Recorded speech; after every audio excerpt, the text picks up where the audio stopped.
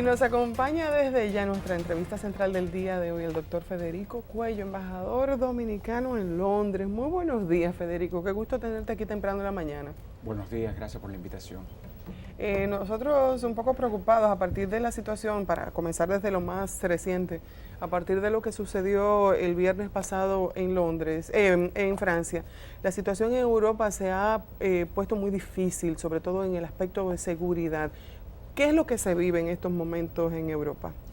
Pues se vive una situación con segmentos muy minoritarios de descendientes de inmigrantes que no se han integrado adecuadamente a esas sociedades y por su exclusión pues son presa fácil del fanatismo religioso, el yihadismo, este islamismo radical que tiene su centro en el llamado Estado Islámico. Ustedes saben que el Estado Islámico surge como resultado del mal manejo que se hizo a raíz de la invasión a Irak.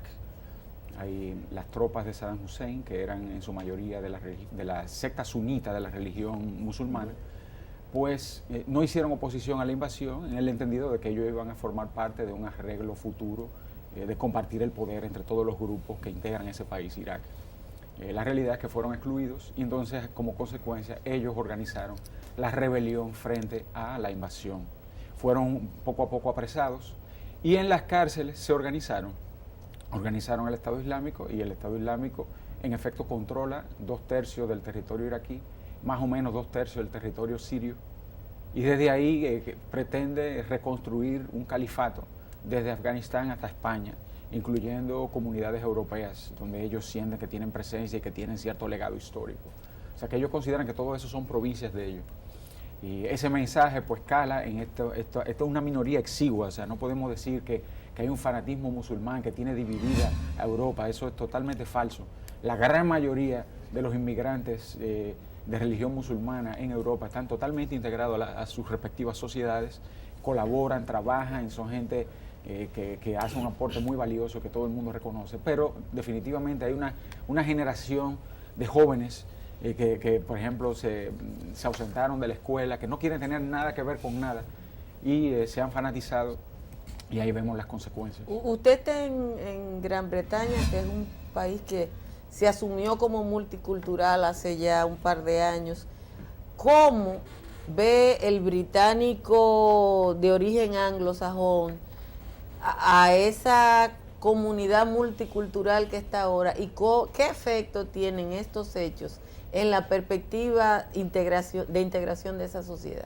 Sí, usted tiene toda la razón. El enfoque británico es el enfoque del multiculturalismo. O sea, las comunidades llegan y se integran donde hay otros más de esas mismas comunidades, a diferencia del enfoque integracionista, es decir, asimilacionista de los franceses, que consideran que cada individuo es un ciudadano más, al margen de su religión, al margen de su raza, y los riegan por el territorio. Ellos evitan guetos étnicos, guetos religiosos en Francia, pero terminan formándose guetos, si tú quieres, por nivel de vida.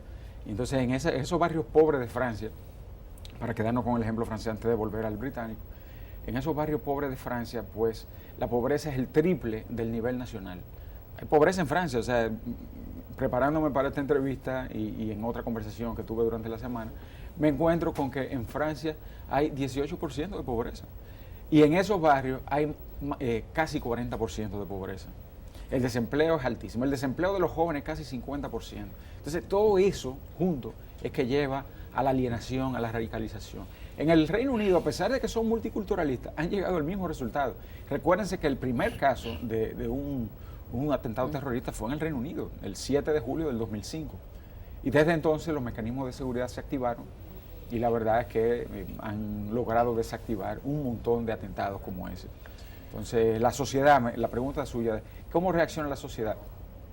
Es claro que el tema migratorio es altamente sensitivo en términos políticos, en todos los países, pero sobre todo en el Reino Unido. Ellos han endurecido el régimen de visa, algo que nos afecta a nosotros.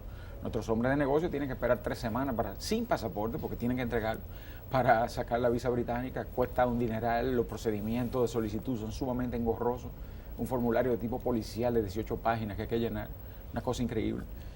Una pena, ¿no? Porque me encantaría recibirlos a la Semana Dominicana y no quiero que pasen por ese calvario.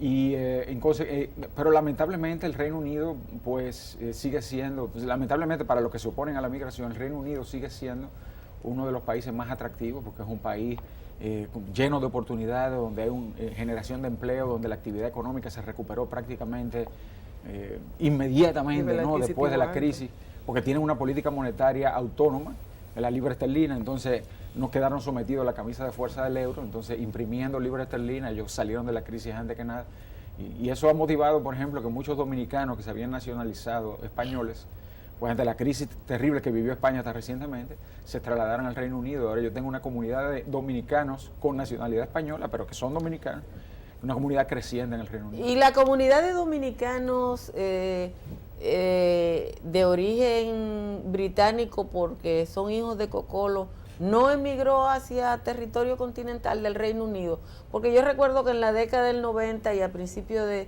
este milenio, muchos ciudadanos, hijos de inmigrantes de las islas del Caribe, recuperó su nacionalidad británica. Yo recuerdo que se convirtieron en súbditos de la reina. Sí. No sé si le correspondía la nacionalidad británica, quizás le correspondía la nacionalidad de esa Antilla, de esa islita de donde vinieron, ¿no? En Antigua y Barbuda, 10% de la población es de origen dominicano.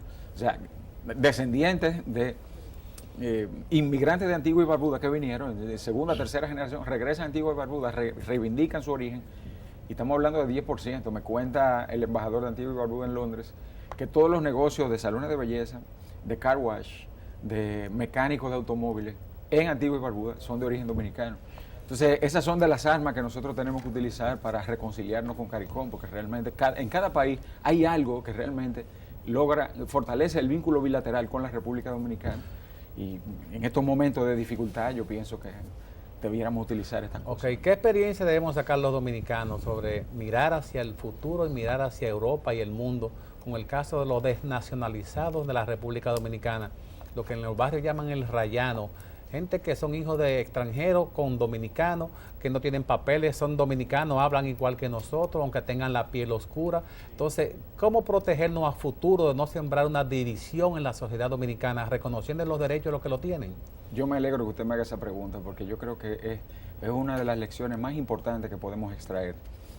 En la República Dominicana yo creo que estas cosas no se están pensando. En la clase política nunca yo he escuchado un debate sobre si somos un país multicultural o si somos un país asimilacionista. Yo me recuerdo que en nuestra época que estábamos en el colegio se daba moral y cívica. Yo tengo entendido que esa materia se ha eliminado del currículum. Entonces cuando decimos, bueno, hay comunidades de inmigrantes que se están integrando, que aportan, que trabajan en la agricultura, en el turismo, en la construcción, ¿no? Y hemos tenido un proceso de documentación sumamente exitoso. 74% de los afectados por la sentencia del Tribunal Constitucional ya no, de los migrantes, documentos. Porque a lo desnacionalizado no. Juliana de Gui tiene su cédula, o sea, 55,000 como Juliana de Gui fueron No, eso no es verdad. Se hizo una auditoría y de esos 55,000, ni siquiera 30,000 salieron en la lista, pero la Junta no le ha devuelto los documentos. Hay un informe de Amnistía Internacional. Sí, y la Amnistía Internacional está financiada por George Soros y hay toda una agenda de esos organismos, todas esas ONGs, de denostar a la República Dominicana para que nos convirtamos en el estado pivote, ¿no?, que recibe toda la migración incontrolada. Eso lamentablemente no va a pasar. O sea, ningún país puede abrir totalmente su puerta a la migración. Pero usted está, embajador, usted está mezclando una cosa con la otra. Aquí todo el mundo está de acuerdo con el control migratorio. Yo le estoy aclarando que no es lo mismo migrante que desnacionalizado, y que de los desnacionalizados, de los 55,000 que publicó la Junta, solo 30,000 han recibido su documento. O sea, no mezcle una cosa con la otra, porque parte del problema que tenemos es que la gente no distingue el migrante del hijo de haitiano nacido en República Dominicana. Pero tanto Haití como República Dominicana tienen sus reglas de nacionalidad, y las constituciones no dejan de tener validez cuando una persona cruza la frontera. Uno viaja con sus derechos adquiridos por nacimiento, y los hijos, si en un país hay jus sanguini como hay en Haití, los hijos de los haitianos y de cualquier inmigrante de un país con jus sanguini, tienen los derechos constitucionalmente adquiridos de sus padres. Entonces, eso no va a cambiar al margen de cuál sea nuestro régimen o no. Y entonces, si queremos respetar los derechos los derechos humanos todos, no solamente los de nacionalidad, hay que comenzar a respetarlo en el país de origen. Entonces esas son cosas que a veces se pierden en el debate. Nosotros siempre quedamos como los malos, pero la realidad es que los problemas de documentación que vemos aquí de los inmigrantes se originan en el país de origen, valga la redundancia. ¿Qué herida o qué limbo puede quedar para el futuro de los dominicanos que deberán enfrentarse a esa situación que queda irresoluta en el presente? Yo creo que lo que queda irresoluto es la definición y ese elemento de la política migratoria que nunca se ha debatido y en consecuencia nunca se ha instrumentado. ¿Qué hacer? O sea, ¿cómo integrar a esta comunidad? Yo creo que ese es el desafío. Si de verdad son dominicanos, si son inmigrantes, si tienen nacionalidad dominicana, muchos de ellos que la merecen, porque el programa así lo confirmó, lamentablemente algunos quizás no han recogido sus documentos, ¿no? Hay cuestiones logísticas. ¿Qué vamos a hacer? ¿Los vamos a dejar viviendo en esos barrios? ¿Vamos a vivir con esa alienación que se ha producido en países más desarrollados que el nuestro, que tienen políticas explícitas al respecto? ¿Se va a generar un descontento porque sienten que no tienen la participación política a la que aspiran? Un resentimiento. Un resentimiento. O sea, son cuestiones que pueden generar inestabilidad en el futuro y que hay que discutir, hay que abordar y que tenemos que enfrentar, porque la política migratoria no es solamente documentación. Es que pasa después con esa comunidad y sus descendientes. En eso ¿no? estoy completamente de acuerdo. Hoy se publica en Puerto no se ha hecho Rico, nada. fíjese, y es bueno tratar el tema, aunque no fue para eso que usted vino, que hoy se publica en Puerto Rico que dado el peso de la comunidad dominicana en Puerto Rico, los dominicanos sin ningún documento de condición migratoria van a votar. Y es interesante el esfuerzo que estaban haciendo en Puerto Rico, un estado que tiene un limbo jurídico, pero que puede escoger a su autoridad. Y usted dice, el 10% de los que viven en Antigua y Barbuda son de origen dominicano, pero en San Martín somos el 30%. Y definimos las elecciones. Así es. Entonces, ese proceso de integración sin resentimiento, quizá, bueno, usted está en política, quizá pueda ayudar a que se discuta. No, y No, yo soy un simple diplomático de carrera, pero es mi deber tomar en cuenta, yo creo, esa excelente pregunta que usted hace, Franklin, porque nuestras autoridades tienen que, o sea, digamos, entre las cosas que uno hace como embajador es informar sobre su país e informar sobre lo que acontece en otros países. Y esta es una información que definitivamente tiene que ser analizada y que tenemos que evaluar a la luz de nuestra realidad, a pesar de que no estamos hablando de diferencias religiosas, que las existen, o sea, que nadie puede negar. Hay comunidades que tienen otras religiones, pero somos un Estado laico donde hay una separación entre Estado e Iglesia, a pesar de que hay una predominancia de una de las ramas del cristianismo, pero la realidad es que esa tolerancia que está contenida en nuestra Constitución, que acoge todos los derechos humanos fundamentales consagrados en los tratados internacionales, una constitución sumamente moderna, pues tenemos que hacer la realidad precisamente en casos como este, donde grupos minoritarios tienen que ser plenamente integrados a nuestra sociedad. Federico, tenemos que irnos a una pausa. Quisiera dejar la pregunta en el aire porque me preocupó un poco el tema del endurecimiento de los requisitos para poder entrar al Reino Unido, conseguir pasaporte, conseguir visado, conseguir el visado más bien. Me gustaría saber ¿cuál es el peso que ha tenido ese endurecimiento para ingresar a ese territorio europeo en cuanto a los procesos de nuestros empresarios y esa necesidad de hacer negocio? Vamos a la pausa y enseguida volvemos.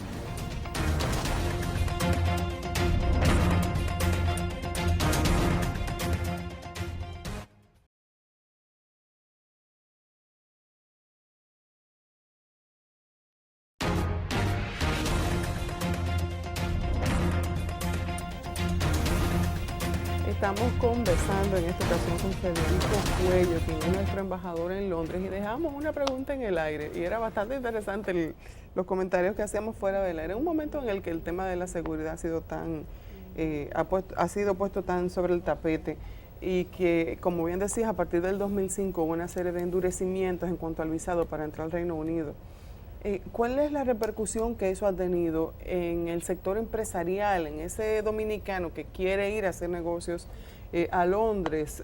¿Se ha visto desincentivado tal vez por todas estas presiones para poder entrar?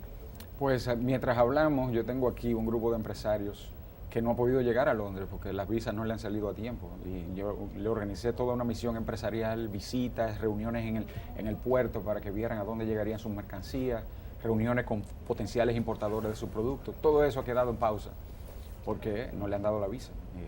Un grupo la obtuvo rápido, otro todavía la está esperando. Y esto pasa todos los años, todos los años. El primer evento que hicimos nosotros para los empresarios fue la cena anual del Consorcio de Productos Frescos, que es el organismo que agrupa a todos los importadores, mayoristas, minoristas, supermercados. Esa cena nos la dedicaron en febrero del año 2012 a República Dominicana. Fue un evento increíble. Y de 20 personas que estaban supuestas a ir, llegaron 5. Y los 5 que llegaron, porque tenían visa ya de hace tiempo, porque hacen negocios frecuentemente. Entonces es muy difícil, la verdad, es algo que nos afecta y que los afecta a ellos, porque en definitiva, si nosotros les mandamos algo es porque ellos lo necesitan. Y si queremos hacer negocio con ellos es porque, bueno, hay oportunidades para todos. Pero si no, siempre lo van a encontrar de otro que tiene más facilidad. Pero a nosotros nos valoran mucho. República Dominicana tiene productos muy apreciados. Nosotros tenemos un posicionamiento bastante interesante en el Reino Unido. Y además, sobre todo, para terminar la idea, estamos muy cerca. O sea, un producto dominicano llega en 9 días por barco. Ningún otro país está tan cerca en términos de distancia de transporte marítimo al Reino Unido, en América Latina y el Caribe. Entonces son cosas que ellos valoran mucho. ¿En qué hacemos nosotros negocio? Pues en agricultura hay un montón de productos. El banano, el cacao, todos los productos frescos, vegetales chinos, aguacate, mangos, productos frescos que llegan por avión diariamente. Diariamente llegan en barque en estos aviones que vienen cargados de turistas y se van llenos de nuestros productos. Nosotros también recibimos 135.000 turistas británicos el año pasado, 120.000, creciendo al 35%. Este año se esperan 170.000. Y estamos haciendo un montón de negocios. Ellos han invertido, están invirtiendo en el turismo. Bueno, la principal minera es británica. La compañía esta de seguridad G4S es una compañía británica, la vemos por todas partes, en los aeropuertos. Entonces el Reino Unido realmente tiene los ojos puestos en República Dominicana. Nosotros incluso estamos conectados con sus redes de transporte. El puerto principal privado de este país, el DP World Caucedo, DP World, también tiene una homóloga, DP World Londres. Entonces la idea es que haya conexión directa. Ahora tiene que hacer escala en Hamburgo. Pero en el norte, una empresa británica caribeña, Geese Lines, nos conecta 2 veces a la semana desde Manzanillo. Y ese sí llega en 9 días. Yo estuve viendo la recepción de banano de Manzanillo allá en Portsmouth. Y la verdad es que la operación es constante. O sea, de hecho que vi almacenes dedicados a banano dominicano. Y viendo él incluso, porque estaba haciendo un análisis del consumidor, viendo que la naturaleza del público que compraba el producto dominicano, le preguntaba, por ejemplo, a una persona que por qué compraba banano dominicano más pequeño y más caro que el ecuatoriano, me dijo, ¿por qué de mejor calidad? Allí hay un consumidor más definido. Lo propio pasa con el banano y los mangos. Pero ¿qué posibilidad hay de aumentar los volúmenes? Porque los productos que llegan por vía aérea son productos que se venden muy caros allá y que no están al alcance de la mayoría. Yo veía, por ejemplo, que el banano de Ecuador estaba en el mercadillo de la calle y el banano dominicano en las grandes cadenas de supermercados. El consumidor británico es muy sofisticado y nosotros tenemos que aspirar a que nuestro producto se venda caro. Yo creo que lo hemos logrado, ¿no? Pero sobre todo, los volúmenes nuestros nunca van a ser muy grandes. Nosotros no somos Ecuador, no tenemos el territorio ecuatoriano, no tenemos la productividad ecuatoriana. Entonces nosotros no hemos buscado un nicho donde tenemos calidad y podemos cobrar caro. El producto de comercio justo y en algunos casos orgánico. Ese es el nicho nuestro. Y ahí Ecuador ni ningún otro país va a poder competir porque en esos países llueve mucho más que aquí. Aquí la aridez de la producción bananera y la irrigación que tenemos, ¿no?, que se ha construido a lo largo de décadas de inversión en infraestructura, pues nos permite a nosotros asegurar las condiciones. Entonces, la calidad alcanzada por nuestros productores, hay una cooperativa de los de Banamiel, por ejemplo, han logrado un nivel de calidad que sus clientes finales les permiten empacar aquí.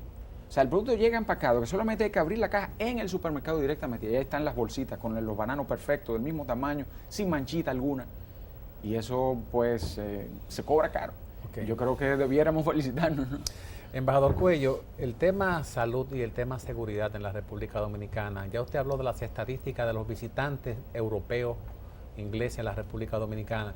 Las autoridades dominicanas a veces nos llaman la atención de que no cacareemos tanto esos problemas porque nos puede hacer daño desde el punto de vista de la proyección turística a nivel mundial. ¿Cómo se ve ese manejo de la información desde Europa hacia la República Dominicana con la seguridad que debe tener el visitante de que no se vaya enfermo y de que no se vaya atracado? Pues en las zonas turísticas hay bastante buenos servicios de salud. O sea, piensen que en Punta Cana, por ejemplo, se instaló la primera clínica de Hospitén, que es una inversión canaria, y desde ahí pues se ha expandido por el país. Pero la realidad es que la situación de salud llama a preocupación. Cuando nosotros vemos que en los objetivos del milenio, que en teoría culminaban en el 2015, pero que hubo que continuar ahora con la Agenda 2030, cuando nosotros vemos el desempeño que tuvimos en indicadores como la maternidad, la mortalidad materna infantil, perdón, nosotros realmente debemos preocuparnos, ¿no?, como dominicanos, al margen de lo que se vea o no se vea fuera de aquí. O sea, tenemos indicadores que están al nivel de los peores países de África. Y vemos dónde ocurren esas muertes. Resulta que 80% de esas muertes se concentran en 7 hospitales del país. Yo le he propuesto a mis colegas del gobierno que, bueno, identifiquemos 7 países para que cada uno de esos embajadores busque la cooperación que se requiere para arreglar la cosa en cada hospital de eso. ¿Qué es lo que pasa? Es que no hay protocolos de atención, es que no hay higiene, es que no hay responsabilidad frente a la mala práctica que acontece. En otras palabras, hay impunidad frente a la mala práctica. ¿Qué es lo que está pasando? Y vamos a hacer algo al respecto, porque en los otros países estas cosas no pasan. Y nosotros tenemos un indicador increíble de este país, es que la gran mayoría, estamos hablando casi 100% de los partos, son en hospitales. 97% de los partos en hospitales. Entonces, estas cosas no debieran pasar. En otros países de Centroamérica, si llegan a 50% es mucho, y sin embargo la mortalidad materno-infantil mucho más baja, pero significativamente más baja. El Reino Unido es el país que está promoviendo más que las mujeres no paran en los hospitales y que se usen parteras. Sí. Y le ha ido bien. Una comadronas. Sí. ¿Cómo maneja el tema, la Embajada Dominicana, el tema salud respecto al turismo? Yo recuerdo que en la década pasada también se estableció aquí una empresa certificadora británica, que después casi la ahuyentaron de aquí. ¿Cómo se maneja eso de la perspectiva positiva de que nuestro sistema sanitario no afecta al visitante? Pues el Reino Unido nos ha influido y nos sigue influyendo en todo lo que tiene que ver con estándares. Así como hemos hablado de los productos donde hemos tenido éxito porque se certifican como cumplidores de los estándares británicos y en consecuencia pues llegan a Europa, ¿no? Entonces, volviendo al tema de los volúmenes, podemos aumentar el volumen si estamos certificados, pero nunca van a ser los volúmenes ecuatorianos, a eso tenemos que tenerlo claro. Entonces, en el tema de la sanidad, de nuestro turismo, hubo una crisis hace unos 12 años. Yo recuerdo que yo estaba en una reunión en Madrid de la Organización Mundial del Turismo, yo era en ese momento embajador en Ginebra ante la Organización Mundial del Comercio, y promovía el tema del turismo en las negociaciones.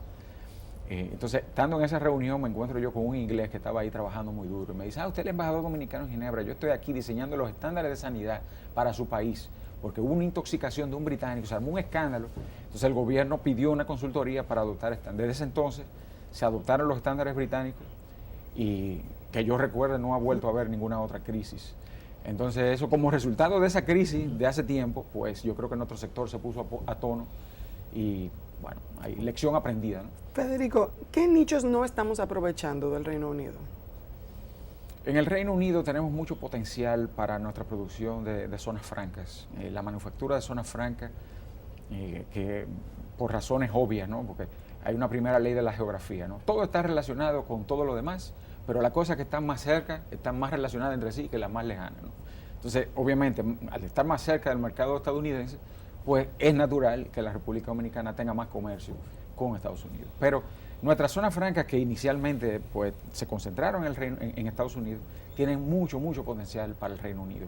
Nosotros vemos, por ejemplo, el crecimiento tremendo que ha tenido la producción en las zonas francas de productos médicos para los hospitales. O sea, eso es un nicho que lo estamos desarrollando con mucho éxito.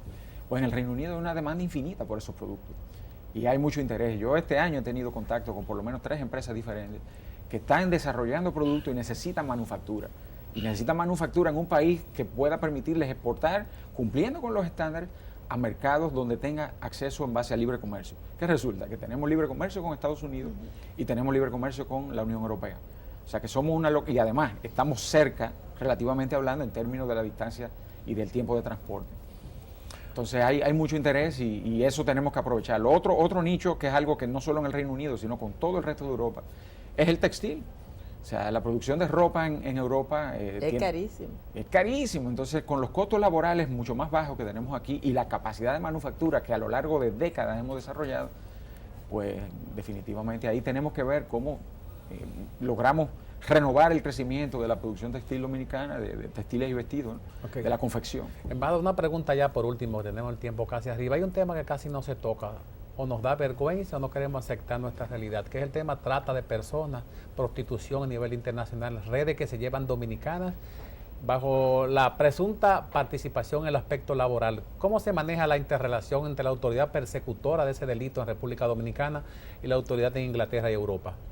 Sí, hay una mucho mejor coordinación ahora y ha habido casos. A lo largo del tiempo hemos endurecido los controles y yo creo que la cosa está ahora en su mejor momento, pero yo creo que siempre se puede hacer más esfuerzo para prevenir este flagelo.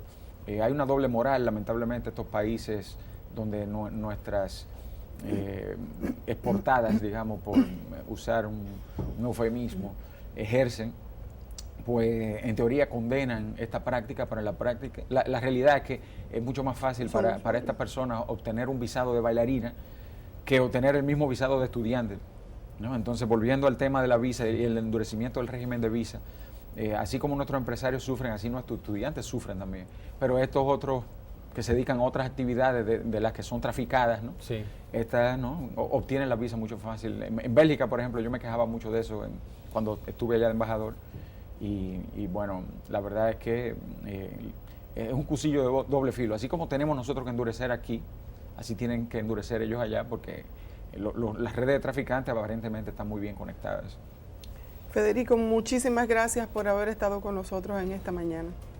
Mucho gusto y gracias por la invitación y espero regresar en un próximo viaje al país. Ojalá esos nichos que has identificado puedan ser llenados por nuestros empresarios dominicanos, de verdad.